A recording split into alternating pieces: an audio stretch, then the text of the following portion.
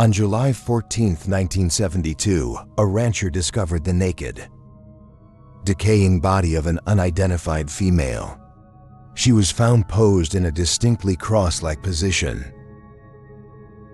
Victim's body was dumped 8 miles south of I-80, 35 miles east of the town of Alco, located roughly half a mile west of Star Valley Road.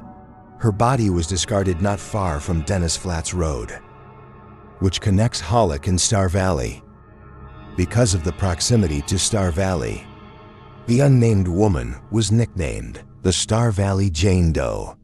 In the background of official crime scene photos, La Moya can be seen to the south, while part of the town of 71 Ranch can be seen to the east. Locals state that someone unfamiliar with the area would have had a hard time locating it due to its remote location. After the body was sent to the coroner's office, it was discovered that the victim had died months prior, the consequence of a homicide. She had suffered injuries to her left cheek and neck from gunshots fired from a .22 caliber handgun. The unknown woman was described as Caucasian, between the ages of 17 and 25. She was between 105 and 115 pounds and stood at around 5 feet, 2 inches tall. She had shoulder length, dirty blonde hair with a reddish hue. It was noted that this distinctive strawberry blonde was the victim's natural hair color, based on the hair found on other parts of her body. Her eye color was unknown due to the state of decomposition. She had 2 visible scars, which the coroner at the time hoped would assist in her identification. One from an appendectomy on the lower right quadrant of her abdomen, and the other on the outside of her right knee. Despite these distinctive remarks, no one came forward to claim her body, and to this day, she has not been given her true name back. According to reports, a dark blue Volkswagen Beetle with Tennessee plates was seen in the area where Jane Doe was on either July 7th or July 8th, 1972. The Volkswagen was believed to have been a vehicle that was reported stolen and was never recovered. Just 17 miles away from the location, the Star Valley Jane Doe was found. 3 months prior, a local hunter found the remains of another strawberry blonde woman, this time in a shallow ditch in rural Alco County, the same county in which the previous victim was found. Morbidly enough, her torso was never recovered.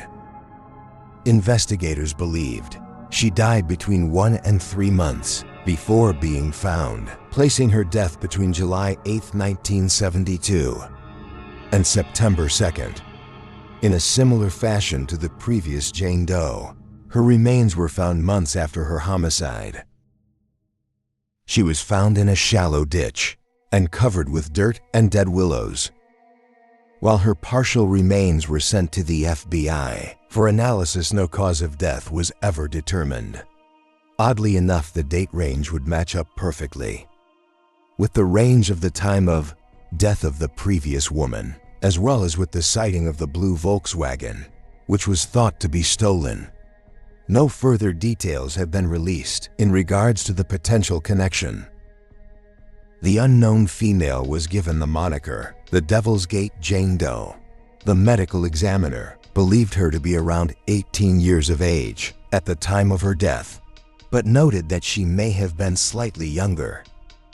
Recovered at the scene was a pair of women's high-heeled, clogged shoes with 4-inch heels, and the words La Fisa inscribed upon them.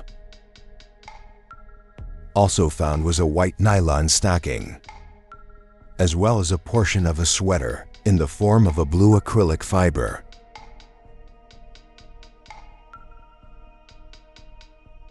The next victim of what many now believe may be a serial killer was found on July 16, 1974, by tourists in a dry wash in Elko, Nevada. The body was found approximately 33 miles north of Wells, where the California Trail runs into US Highway 93. She, like the others, had auburn or red hair, and was in a similar age range as the last two victims, likely between the ages of 16 and 25 years. Her cause of death was found to be strangulation. However, a few details exist beyond this, as her body had then been burned beyond recognition. As with the others, she remained unidentified. A tragic shock to so many in the community, who could not believe that another murdered young woman would go without a name, with the hope that answers would eventually come. She was called the Thousand Springs Jane Doe.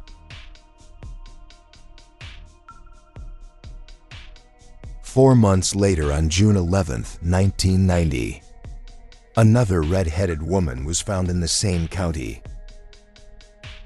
Given the nickname the Elko County Jane Doe, this victim was found partially decomposed 2 miles south of Wendover. Her body was dumped near mile marker 52, Omuk PPROX, IMA TRY 975 feet west of the U.S. 93. Police reports described the body as visually that of a Caucasian female. She was positioned laying face up in the brush. Fully clothed, she wore a purple Spheres brand polyester pantsuit, size 18, and had on a white bra and underwear.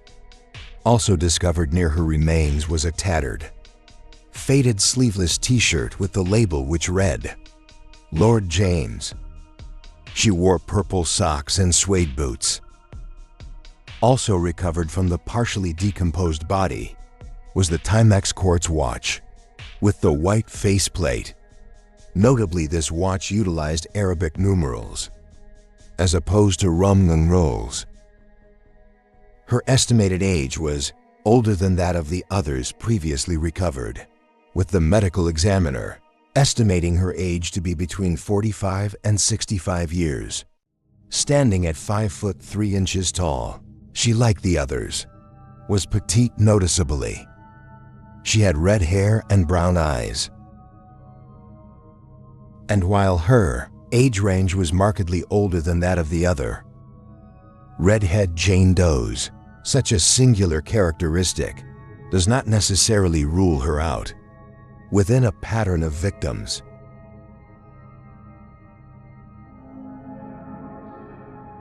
On November 16, 1993, a female's naked body was discovered in a sagebush near the Shafter exit of Interstate 80. She had been shot twice, once in the chest and once in the back, with a small caliber gun, possibly a .22, as was used on previous victims. One of the bullets pierced her heart. The medical examiner's report noted the young woman's face was severely bruised. She was estimated to have been dumped 5 to 6 days prior to being discovered. The victim was found laying on her back, her arms spread out to her side in the shape of a cross, with her legs slightly parted. The killer may have purposely posed the body. Detectives found drag marks on the ground from the victim's heels. Tire tracks near the body indicated that the killer's vehicle was either a pickup truck or van. Investigators believe the victim was killed in another location and dumped at the off-ramp.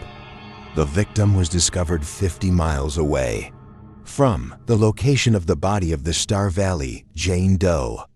Well, the Star Valley Jane Doe murder and the murder of the 1993 victim had occurred over 2 decades apart.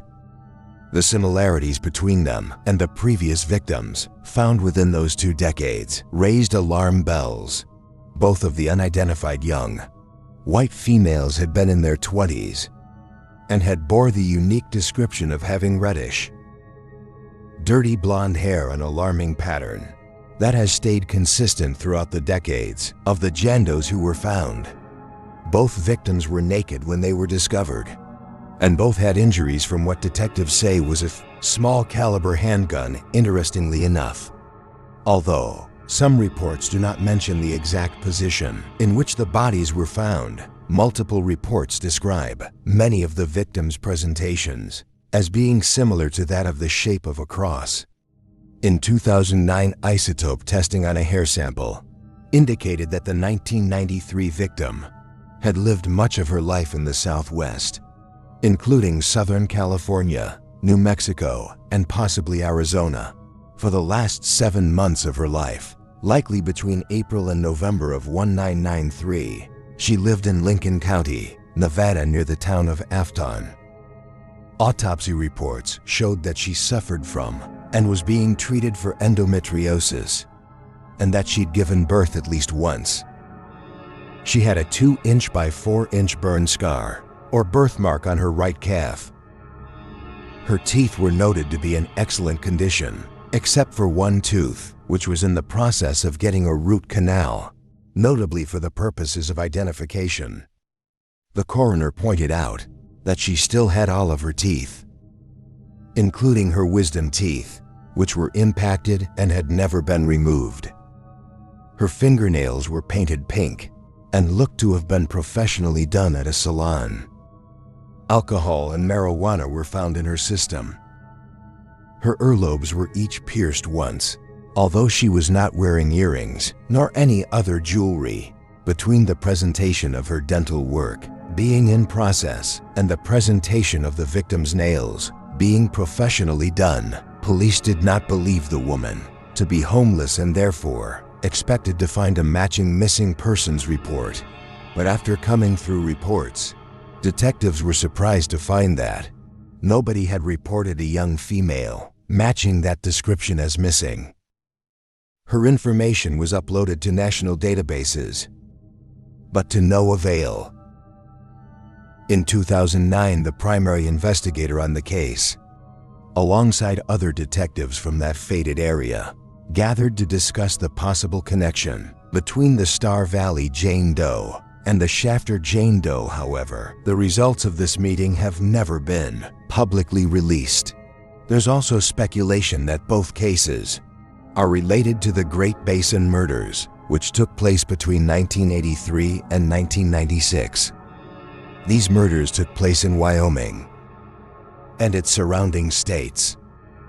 Dale Wayne Eaton has been named as a suspect in those cases and is known to have passed ties to Nevada, most specifically to Elko County. However, all 5 local cases were never considered officially related.